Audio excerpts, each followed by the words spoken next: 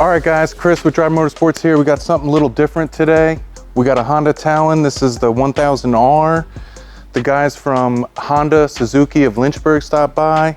We're gonna put this on the dyno and see what kind of numbers she makes.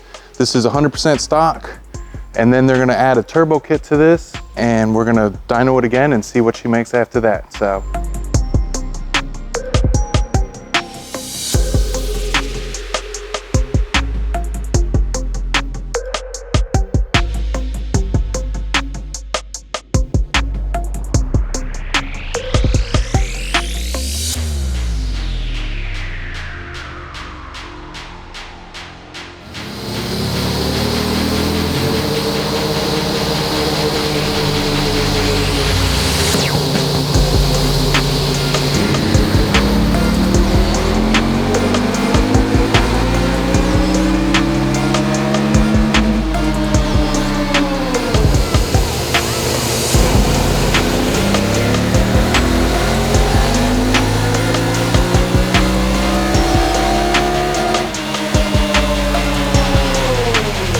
All right guys, we dynoed the Talon.